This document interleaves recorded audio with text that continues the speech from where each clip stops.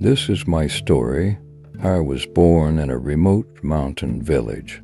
Every day my parents would till the dry, yellow land with their backs facing the sky. I had a younger sibling who was 3 years younger than me. She loved me more than I loved her. One day, I took some money from my father's drawer to buy a handkerchief that all the girls around me had. My father soon found out and made my sibling and me kneel in front of the wall with a bamboo stick in his hand. "Who stole the money?" my father asked. I was just frozen in fear. My father didn't hear anyone confess, and he continued, "Well then, you both deserve to be punished." Suddenly, my sibling grabbed his hand and said, "Father, I did it." My father's long stick hit my sibling's back repeatedly. He was very angry and continued to whip her until he was out of breath. "You learned to steal from home. What else will you do in the future? You deserve to be beaten to death. You have no shame."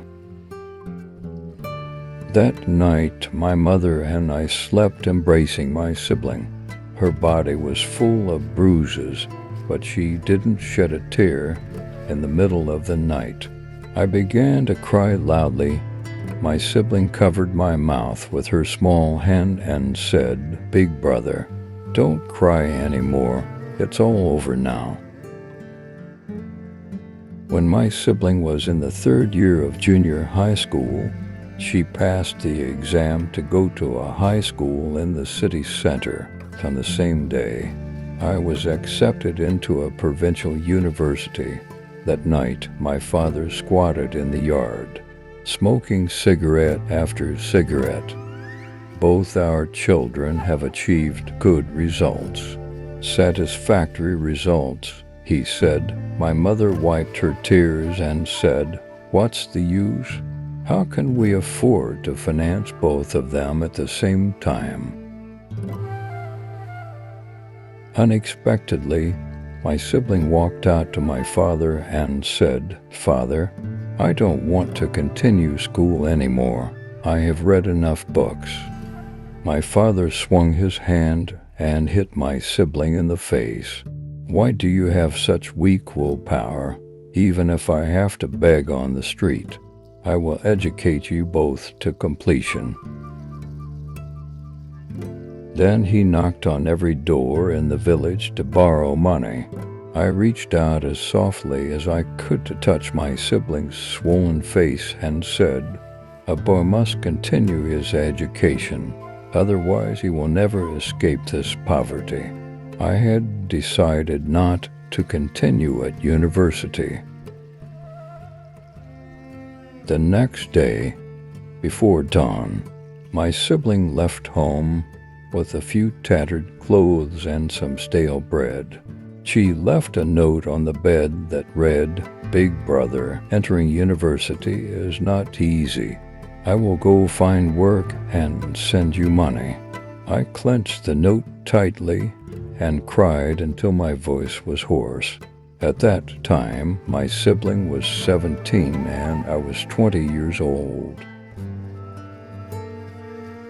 From the borrowed money from my father and the money my sibling earned from carrying cement, I finally made it to the 3rd year. One day, I was studying in my room when a friend came in and said, "There is a village kid waiting for you outside." I walked out and saw my sibling from a distance, her entire body covered in dust from cement and sand. I asked, "Why didn't you tell them that you are my sibling?"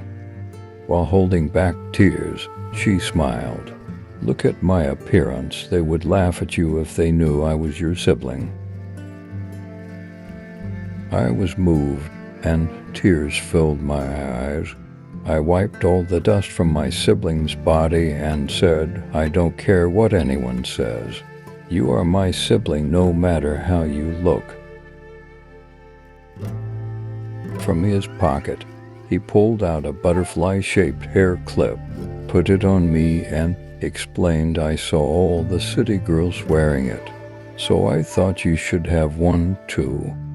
I couldn't hold it any longer. I pulled my little brother into my arms and cried, kept crying. That year he was 20, I was 23. The first time I brought my boyfriend home, the broken window glass had been replaced. The house looked clean, unlike before. After my boyfriend left, I danced in front of my mother. "Ma, you don't have to spend a lot of time cleaning our house," but she said, smiling, "It's your little brother who came home early, cleaned this house. Didn't you see the wound on his hand? It got hurt when he installed the new window glass." I went into my brother's room, seeing my thin-faced brother. Thousands of needles pierced me. I applied antiseptic to his wound and bandaged it. "Does it hurt?" I asked. He shook his head. "No, it doesn't hurt. It's because, when I worked on the construction site, stones fell on my feet. It didn't stop me from working, and..." In the middle of the sentence, he stopped. I turned my body away from him, and tears flowed down my face. He was 23 then. I was 26. After I got married, I lived in the city. My husband and I repeatedly asked my parents to come and live with us, but they refused. They said, once they left the village, they wouldn't know what to do. My brother also disagreed. "Sis, just take care of your in-laws. I'll take care of Dad and Mom here." My husband became the director of his factory.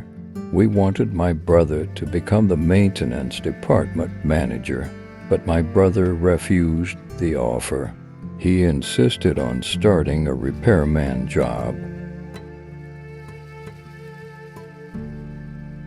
One day, my brother was on a ladder repairing a cable. He got an electric shock and had to be hospitalized. My husband and I went to visit him. Seeing the white cast on his leg, I grumbled, "Why did you refuse to be a manager? Managers don't have to do dangerous things that can result like this. Look at you now, your wound is serious. Why didn't you listen to me before?" With a serious face, he defended his decision. "Think about my brother-in-law. He just became a director, and I'm not educated. If I become a manager, what kind of gossip will spread?" My husband's eyes filled with tears, and my words came out stuttering. "But you're uneducated because of me. Why talk about the past?" My brother said, holding my hand. That year, he was 26. I was 29. My brother was 30 when he married a peasant girl from the village. At his wedding, the MC asked him, "Who do you respect and love the most?" Without even thinking, he answered, "My sister." He continued with a story I didn't even remember. When I went to school during elementary school in a village, my sister and I had to walk 2 hours to go to school. One day I lost one of my gloves. My sister gave me one of hers. She only wore one and walked for 2 hours. When we got home, her hand was trembling because of the cold weather, so she couldn't hold chopsticks. Since that day, I swore, as long as I live, I will take care of my sister and always be good to her. Applause filled the room, and everyone turned their attention to me.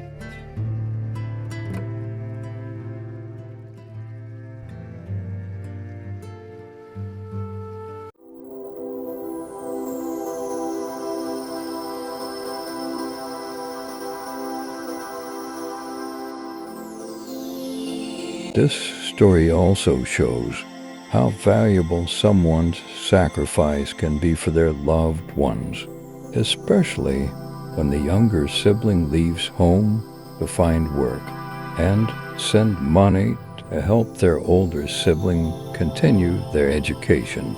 It shows the immense love and sacrifice for family.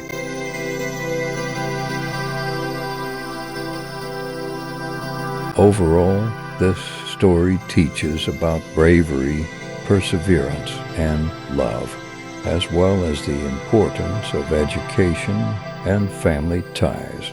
It is an inspiring story that brings hope to many people who are facing difficulties in their lives. Thanks for watching, and keep stronger.